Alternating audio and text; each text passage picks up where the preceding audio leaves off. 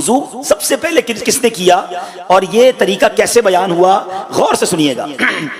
حضرت مولا علی شیر خدا کرم اللہ تعالی وجہ الکریم ایک بار طواف فرما رہے تھے، تو اس دوران کسی نے آپ کے کاندھے پر ہاتھ رکھا اور عرض کی حضور میں ایک سوال پوچھنا چاہتا ہوں۔ تو مولا علی نے خاموشی اختیار فرمائی، طواف جاری رکھا۔ جب 7 چکر پورے ہو گئے تو آپ نے فرمایا این السائل، وہ سوال کرنے والا کدھر گیا؟ تو وہ شخص حاضر ہوا، تو آپ نے فرمایا آپ پوچھو کیا پوچھنا ہے؟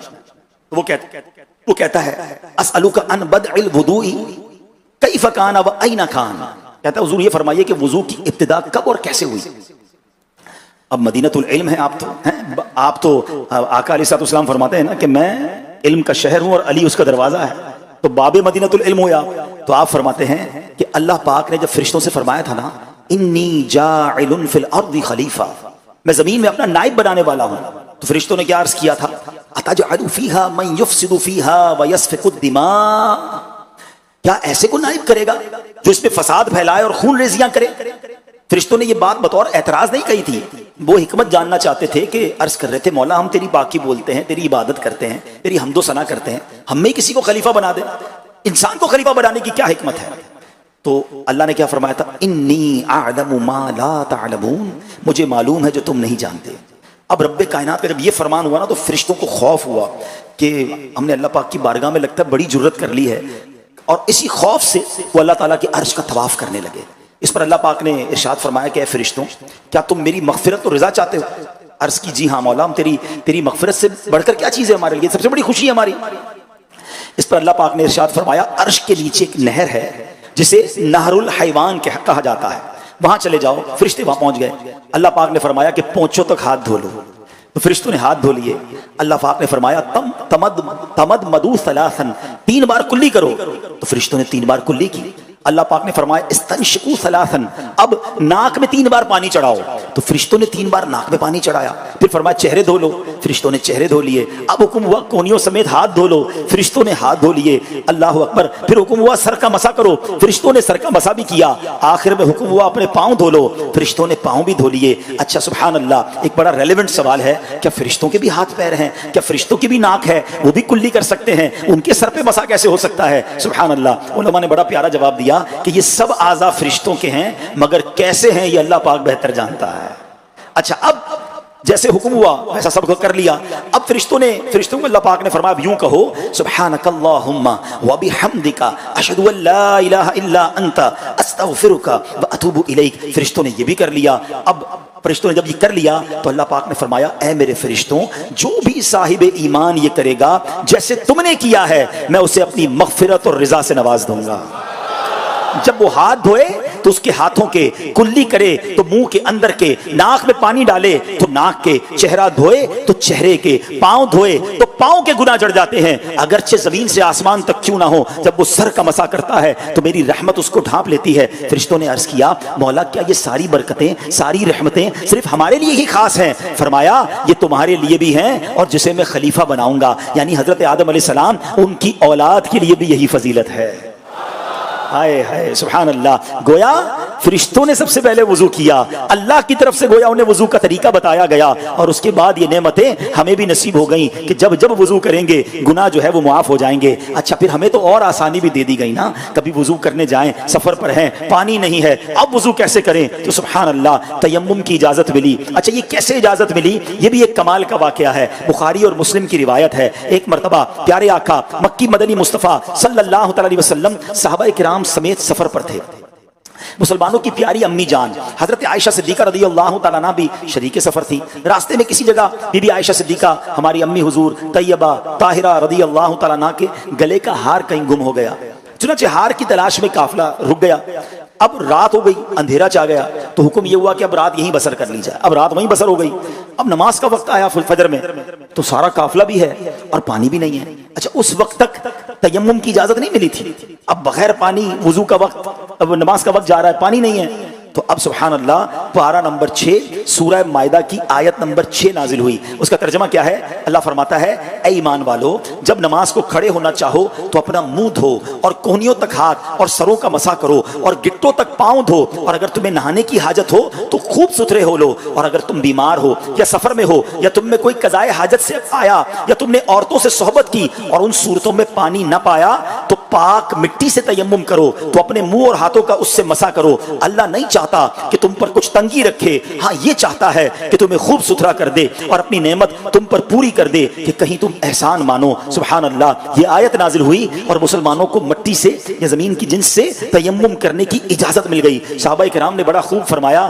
کہتے ما ہیا بأولی برکتکم یا آل ابی بکر, کہا اے آل ابو بکر یعنی اے اولاد ابو بکر رضی اللہ تعالیٰ عنہ, یہ تمہاری پہلی برکت نہیں ہے. مطلب یہ کہ مسلمانوں کو ہماری امی حضور بی بی عائشہ صدیقہ رضی اللہ تعالیٰ عنہ سے اور بھی بہت ساری برکتیں پہنچی ہیں. سبحان اللہ. اچھا, اب ان آیتوں میں اس آیت میں دو بڑی اہم باتیں پتہ چلی کہ وضو کے 4 فرائض بیان ہوئے اور وضو کرنے کو نہ ملے, پانی نہ ملے تو مٹی سے تیمم کرنے کا حکم دیا گیا. مٹی سے بھی تیمم کیا جا سکتا ہے. اب اور خوبصورت بات سنیے گا کہ امام غزالی رحمۃ اللہ تعالی فرماتے ہیں, کیا بات ہے امام غزالی کی, دیکھو ہم بچپن سے سن رہے ہیں پانی ہو تو وضو کرو, پانی نہ ہو تو تیمم کرو, لیکن امام غزالی کیسی کمال کی بات لائے.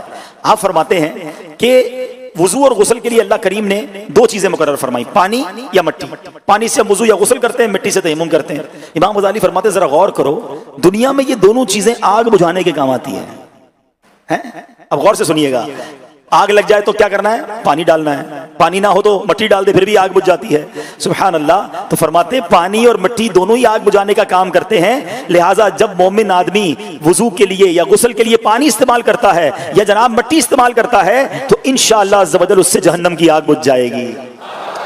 اچھا, اب دنیا میں آگ زیادہ ہو تو پانی بھی زیادہ چاہیے, تھوڑا سا پانی بڑی آگ کو نہیں بجھاتا, اور دنیا کی آگ سے 70 گنا زیادہ آگ ہے مضبوط, اتنی خطرناک آگ ہے جہنم کی. وضو کا پانی تو بہت تھوڑا ہے, فرمایا لیکن برکت ایسی ہے کہ بندہ وضو کرتا رہے, انشاءاللہ اس وضو کے پانی سے جہنم کی آگ اس کے لیے بجھ جائے گی انشاءاللہ. کیا بات ہے. اچھا, اب ایک اور خوبصورت بات, آج میں نے کہا نا وضو کے موضوع پر ایسی ایسی باتیں سیکھنے کو مل رہی ہیں کہ ایمان تازہ ہو رہا ہے. اب اس کے 4 فرض ہیں وضو کے, چلو 4 فرض دہرا بھی لیجئے, ہو سکتا ہے کچھ لوگوں کو نہ پتا ہو تو آج تھوڑی سی دہرائی بھی ہو جائے. وضو کے کتنے فرض ہیں؟ پہلا فرض ہے چہرہ دھونا. پہلا فرض کیا ہے؟ دوسرا فرض ہے دونوں ہاتھوں کا کونیوں سمیت دھونا, یا کونیوں سمیت دونوں ہاتھ دھونا. دوسرا فرض کیا ہے؟ پہلا فرض کیا ہے؟ چہرہ دھونا. دوسرا فرض کیا ہے؟ کونیوں سمیت دونوں ہاتھ دھونا. تیسرا فرض ہے چوتھائی سر کا مسح کرنا, اور چوتھا فرض ہے ٹخنوں سمیت پاؤں دھونا. یہ 4 فرض یاد رکھیں. بعض اوقات اس کا فائدہ پتہ ہے کیا ہوتا ہے؟ آپ صبح اٹھے, فجر کا وقت کم ہے, ٹھیک ہے, یا آپ ٹرین میں جا رہے ہیں, کبھی بعض اوقات سفر میں ہوتے ہیں, بہت تھوڑی دیر ملتی ہے نماز وضو کرنے اور نماز پڑھنے کے لیے. اب ہم کلی بھی کر رہے ہیں, مسواک بھی کر رہے ہیں, ناک میں پانی بھی چڑھا رہے ہیں, فجر کا ٹائم ہی ختم ہو گیا. نہیں, ٹائم تھوڑا ہے, 4 فرض پر عمل کریں, نماز ادا کر لیں تاکہ آپ کی نماز پوری ہو جائے. تو بہرحال 4 فرض یاد ہو گئے. اب آئیے, کیا خوبصورت بات امام غزالی فرماتے ہیں کہ روز قیامت عذاب بھی 4 ہی ہیں. چہرہ سیاہ ہو جائے گا. اللہ قرآن میں فرماتا ہے یوم تبیض وجوہ وتسود وجوہ, فرمایا جس دن کچھ منہ اجالے چمکتے ہوں گے اور کچھ منہ کالے ہو جائیں گے. دوسرا, اعمال نامہ الٹے ہاتھ میں دیا جائے گا. اللہ قرآن میں فرماتا ہے وَأَمَّا مَنْ أُوتِيَ كِتَابَهُ بِشِمَالِهِ فَيَقُولُ يَا لَيْتَنِي لَمْ أُوتَ كِتَابِيَهْ, اور وہ جو اپنے نامہ اعمال بائیں ہاتھ میں دیا جائے گا کہے گا ہائے کسی طرح مجھے اپنا نوشتہ یعنی نامہ اعمال نہ دیا جاتا. اور تیسرا اور چوتھا عذاب کیا فرمایا؟ سر اور پاؤں سے پکڑ کر جہنم میں ڈال دیا جائے گا. سورہ رحمان میں اللہ نے فرمایا یعرف المجرمون بسیماہم فیؤخذوا بالنواسی والاقدام. قرآن کہتا ہے مجرم اپنے چہرے سے پہچانے جائیں گے تو ماتھا اور پاؤں پکڑ کر جہنم میں ڈالے جائیں گے. گویا اللہ پاک فرماتا ہے اے میرے بندو وضو میں چہرہ دھویا کرو تاکہ روز قیامت تمہارے چہرے سیاہ نہ پڑ جائیں بلکہ تمہارے چہرے چمکا دیے جائیں. اپنے ہاتھ دھویا کرو تاکہ روز قیامت تمہیں نامہ اعمال الٹے ہاتھ میں نہ دیا جائے, تمہارا نامہ اعمال تمہیں سیدھے ہاتھ میں دیا جائے. اپنے سر کا مسح کیا کرو تاکہ تمہیں پیشانی سے پکڑ کر جہنم میں ڈالا نہ جائے بلکہ تمہارے سر پر جو ہے وہ جنتی تاج سجا دیا جائے. اے میرے بندو پاؤں دھویا کرو تاکہ تمہارے پاؤں میں جہنم کی بیڑیاں نہ پڑیں, نہ پل صراط پر تمہارے قدم ڈگمگائیں بلکہ تم آرام سے پل صراط پار کر کے جنت میں داخل ہو جاؤ. سبحان اللہ, کیا بات ہے وضو کی. اگر بار بار وضو کرتے رہیں, صحیح طریقے سے وضو کرتے رہیں, اور سبحان اللہ اب اس کی اگر سائنٹیفکلی بات کی جائے تو اب تو یہ پروف ہو چکا ہے کہ جناب اگر وضو کیا جاتا ہے، لوگ کہتے ہیں ڈپریشن یا کسی طریقے کی انزائٹی ہے، بندہ گھبراہٹ میں ہے، اس کا منہ دھلا دیا جائے، اس کے ہاتھ دھلا دیے جائیں تو اس کا جو ہے بہت سارا ٹینشن ریلیز ہو جاتا ہے۔ بڑے بڑے سائنٹسٹ اور ڈاکٹرز اب کہتے ہیں کہ جناب ہم نے غور کیا کہ مسلمانوں میں مایوسی اور ڈپریشن جو ہے وہ کم ہے دیگر قوموں میں، کیونکہ وہ وضو کرتے ہیں، اور جب وہ وضو کرتے ہیں تو مایوسی کا لیول جو ہے وہ کم ہو جاتا ہے۔ اسی طرح پچھلے سالوں میں جو کووڈ آیا تھا، بڑی لوگوں نے تحقیقیں کی کہ جناب دنیا کے کئی ملکوں میں لاکھوں کی تعداد میں لوگ دنیا سے چلے گئے، مگر مسلمانوں میں ہم نے اس کی ہلاکتیں یا اس کی تکلیفیں کم دیکھی۔ جب بہت زیادہ تحقیق کی گئی تو ایک تحقیق یہ بھی آئی کہ کووڈ میں بار بار کہا جاتا تھا اپنے ہاتھ کو دھوئیں، اپنے منہ کو دھوئیں، اپنے ناک کو صاف کریں۔ سبحان اللہ، جو مسلمان وضو کرتے تھے وہ آٹومیٹکلی جراثیم سے پاک ہو رہے تھے، اللہ نے ان کو بہت ساری مصیبتوں اور بلاؤں سے بچایا۔ تو سبحان اللہ، اگر ہم سائنٹیفکلی بھی دیکھیں تو وضو کے بہت سارے معاملات ہیں۔ بلکہ اگر میں آپ سے پوچھتا ہوں، ہمارے ساتھ کئی بار ایسا ہوا ہوگا کہ بڑی ٹینشن، بڑی فکر، بڑی تھکاوٹ، مگر جیسے ہی وضو کرتے ہیں نماز سے پہلے تو کتنے فریش ہو جاتے ہیں، کتنا جناب ایسا لگتا ہے کوئی بہت بڑا بوجھ جو ہے وہ سر سے اتر گیا ہے۔ تو اب میں بات کرنا چاہوں گا میرے ان اسلامی بھائیوں سے جو 15 دن پہلے تو روزانہ وضو کر رہے تھے، جو 15 دن پہلے تو ساری نمازیں پڑھ رہے تھے۔ ارے ابھی 15 دن ہی تو ہوئے ہیں، کہاں چلے گئے ہو؟ کیوں مسجدیں خالی ہو گئی؟ کیوں جناب وضو خانے پہ وہ نمازی وضو کرتے نظر نہیں آ رہے؟ اللہ اکبر، ایسا نہ کریں میرے پیارے اسلامی بھائی۔ ہم صرف رمضان کے لیے نمازی نہ تھے، ہم صرف رمضان کے لیے رب کے فرما بردار نہ تھے۔ ارے رمضان میں تو ہماری پریکٹس کروائی گئی، شیطان کو بند کر کے کہ آؤ ذرا مقابلے کی تیاری کر لو۔ وہ کہتے ہیں نا نیٹ پریکٹس ہوتی ہے پھر بڑا مقابلہ ہوتا ہے۔ شیطان کو بند کر کے 1 مہینہ پریکٹس کروائی گئی کہ تگڑے ہو جاؤ نا۔ قرآن کہتا ہے کہ ایمان والو ہم نے تم پر روزے فرض کیے جیسا کہ پچھلی قوموں پر فرض کیے، لعلکم تتقون، تاکہ تقوی اختیار کرو۔ ہمیں تو تقوی کی پریکٹس کروائی گئی تھی، مگر یہ کیا ہوا کہ جیسے ہی چاند نظر آیا، وہ ایک سوشل میڈیا پر بڑی پوسٹ وائرل ہوئی تھی نا کہ ہم بھی عجیب لوگ ہیں، ایک چاند دیکھ کر مسجد آباد کر دیتے ہیں اور اگلا چاند دیکھ کر مسجد ویران کر دیتے ہیں۔ ایسا نہ کریں، یہ ہے وضو۔ مبارک انہیں جو اتنا بار بار نماز پڑھتے ہیں، وضو کرتے ہیں، کتنی برکتیں ہیں۔ جسم کا میل، جراثیم تو دور ہو ہی رہے ہیں، اللہ کی رحمت سے گناہ بھی دھل رہے ہیں۔ نہ جاؤ مسجدوں سے دور، آ جاؤ۔ اگر کسی کا تعلق ٹوٹ گیا ہے، کوئی نمازوں میں سستی اختیار کر گیا ہے، کوئی رمضان کے بعد مسجدوں سے دور چلا گیا ہے، ایسا نہ کرو میرے پیارے اسلامی بھائیوں اور اسلامی بہنوں۔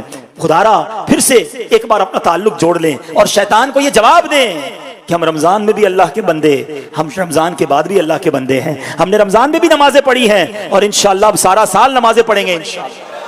درود پاک پڑھ لیں، صلو علی الحبیب۔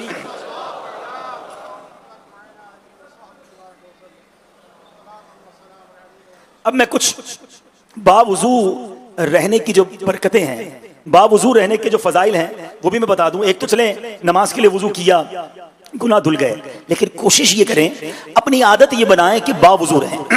قوت القلوب میں ہے، مصطفیٰ جان رحمت شفیع امت صلی اللہ تعالی علیہ وسلم نے فرمایا جب بندہ باوضو سوتا ہے اس کی روح عرش کی طرف لے جائی جاتی ہے تو اس کے خواب سچے ہوتے ہیں، اور جب بندہ باوضو نہ سوئے تو اس کی روح پہنچنے سے قاصر رہتی ہے اور اسے عرش تک پہنچنے سے قاصر رہتی ہے، تو اسے پریشان کن خواب آتے ہیں جو سچے نہیں ہوتے۔ تو باوضو سوئیں۔ ایک اور جگہ حدیث پاک میں ہے کہ باوضو سونے والا روزہ رکھ کر عبادت کرنے والے کی طرح ہے۔ سبحان اللہ۔ نبی پاک علیہ السلام فرماتے ہیں کہ حضرت انس سے فرمایا بیٹا اگر تم ہمیشہ باوضو رہنے کی استطاعت رکھو تو ایسا ہی کرو، کیونکہ ملک الموت جس بندے کی روح حالت وضو میں قبض کرتے ہیں اس کے لیے شہادت لکھ دی جاتی ہے۔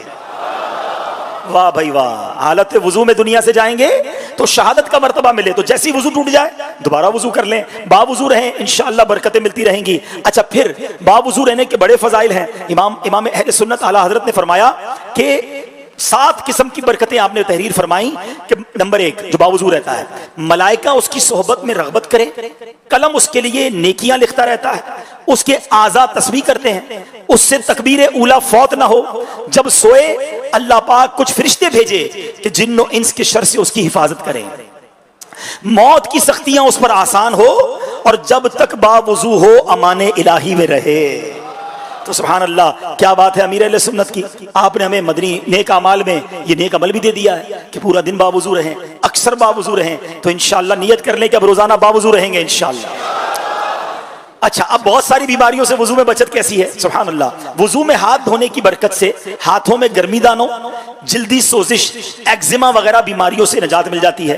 وضو میں کلی اور مسواک کی مدد سے ایڈز جیسی تکلیف دہ بیماری، منہ کے کنارے پھٹنے، معدے کے امراض اور بلغمی امراض سے حفاظت ہوتی ہے۔ غرغرہ کرنے کی برکت سے گلے کے امراض سے نجات مل جاتی ہے۔ ناک میں پانی چڑھانے کی برکت سے دائمی نزلہ اور ناک کے زخم وغیرہ سے حفاظت ہو جاتی ہے۔ وضو میں چہرہ دھونے کی برکت سے الرجی سے چہرے کی حفاظت ہوتی ہے، اس کا مساج ہو جاتا ہے، خون کا بہاؤ جو ہے وہ رواں ہو جاتا ہے۔ کوہنی پر 3 بڑی رگیں ہیں جن کا تعلق دل، جگر اور دماغ سے ہے، تو سبحان اللہ جو کونیوں سمیت ہاتھ دھوتا ہے اس کے دل اور دماغ کو تقویت ملتی ہے۔ کیا بات ہے! سر اور گردن کے درمیان حبل الورید یعنی شہ رگ واقع ہے، اس کا تعلق ریڑھ کی ہڈی سے، حرام مغز اور جوڑوں سے ہے۔ جب وضو کرنے والا گردن کا مسا کرتا ہے تو سبحان اللہ ریڑھ کی ہڈی سے جو برقی رو ہوتی ہے وہ شہ رگ میں ذخیرہ ہو جاتی ہے اور ریڑھ کی ہڈی سے ہوتی ہوئی جسم کے تمام اعصابی نظام میں پھیل جاتی ہے اور اعصابی نظام کو قوت حاصل مل جاتی ہے۔ تو سبحان اللہ وضو کی تو کیا بات ہے۔ اب وضو کرتے وقت ہمیں کچھ وظائف بھی بتائے گئے، وہ بھی سن لیجئے، انشاءاللہ آج سے عمل کرنا شروع کر دیں۔ اعلیٰ حضرت فرماتے ہیں وضو کے لیے نیت کرنا سنت مؤکدہ ہے، لہٰذا نیت نہ کرنے کی عادت بنا لی تو گناہ ہوگا، تو نیت کر لیا کریں کہ پاکی حاصل کرنے کے لیے وضو کر رہا ہوں یا نماز کے لیے وضو کر رہا ہوں، تو وضو کے لیے نیت ہونی چاہیے۔ حدیث پاک میں ہے جس نے بسم اللہ کہہ کر وضو کیا اس کے سر سے پاؤں تک سارا جسم پاک ہو گیا، اور جس نے بغیر بسم اللہ کہے وضو کیا اس کا اتنا ہی بدن پاک ہوگا جتنے پر پانی گزرا۔ تو جب بھی وضو کریں بسم اللہ الرحمن الرحیم پڑھ لیا کریں، بلکہ حدیث پاک میں ہے جب تم وضو کرو تو بسم اللہ والحمدللہ کہہ لیا کرو، جب تک تمہارا وضو باقی رہے گا اس وقت تک تمہارے فرشتے یعنی تمہارے کرامن کاتبین تمہارے لیے نیکیاں لکھتے رہیں گے۔ تو بسم اللہ والحمدللہ ضرور پڑھ لیا کریں، جب تک وضو رہے گا نیکیوں کا میٹر چلتا رہے گا۔ آقا علیہ الصلوۃ والسلام فرماتے ہیں جس نے وضو کیا اور آسمان کی طرف نگاہ اٹھائی اور کلمہ شہادت پڑھا اس کے لیے جنت کے 8 دروازے کھول دیے جاتے ہیں۔ تو وضو کے بعد کلمہ شہادت بھی پڑھ لیا کریں۔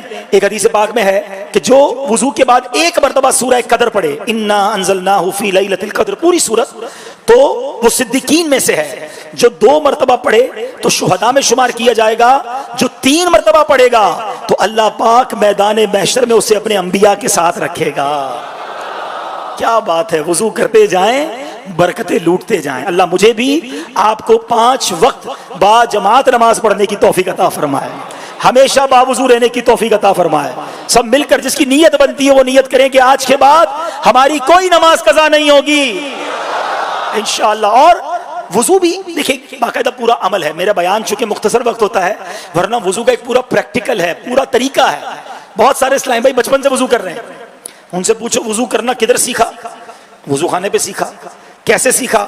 برابر والوں کو کرتے دیکھا، ہم بھی ویسے ہی کر رہے ہیں۔ آج تک کئی لوگ چومتے ہیں وضو میں، پتہ نہیں کیسے کب چومتے ہیں، کیوں چومتے ہیں؟ کسی کو چومتے دیکھا ہوگا تو وہ بھی انگوٹھے چوم رہے ہوتے ہیں وضو میں۔ تو وضو میں تو یہ نہیں ہے، تو وضو بھی سیکھنا پڑے گا، کیونکہ وضو کے 4 فرائض ہیں، جس کے فرض پورے نہیں ہوں گے تو نماز ہی نہیں ہوگی۔ پتہ چلا وضو بھی کر رہے ہیں، نمازیں بھی پڑھ رہے ہیں، قبول ہی نہیں ہو رہی۔ بے وضو تو قرآن پڑھنا، قرآن کو ہاتھ لگانا ہے، قرآن کو چھونا منع ہے، حرام ہے۔ پتہ چلا قرآن کی تلاوت کر رہے ہیں، قرآن کھول کر اور بے وضو ہے، وضو ٹھیک نہیں ہے۔ تو وضو سیکھنا پڑے گا، تو چاہے وضو ہو، چاہے نماز ہو، چاہے غسل ہو، ان تمام چیزوں کو ماشاءاللہ میں دوبارہ جیسے میں نے سنتوں کی بات کی نا، میں نہیں سمجھتا دنیا میں جو نظام دعوت اسلامی کے پاس وضو، غسل، نماز جنازہ اس طرح کی چیزوں کو سکھانے کا ہے، اس سے پہلے تو کبھی سنا بھی نہیں تھا۔ کمال ہے دعوت اسلامی کا۔ تو خدا را دعوت اسلامی کے مدنی قافلوں میں سفر کریں، دعوت اسلامی کے ہفتہ وار اجتماع میں آیا کریں، اس کے بعد جو مدرسۃ المدینہ بالغان ہے اس میں شرکت کریں، تو انشاءاللہ یہ بیسکس جو ہیں یہ آپ سیکھتے چلے جائیں گے۔ بہت سارے لوگ ہمیں ملے جب وہ مدنی قافلوں میں گئے، انہوں نے جا کر کہا کہ 50 سال سے نماز پڑھ رہے ہیں، پہلی بار وضو کا طریقہ پتہ چلا ہے، پہلی بار نماز کے فرائض پتہ چلے ہیں، شرمندہ بھی ہوئے۔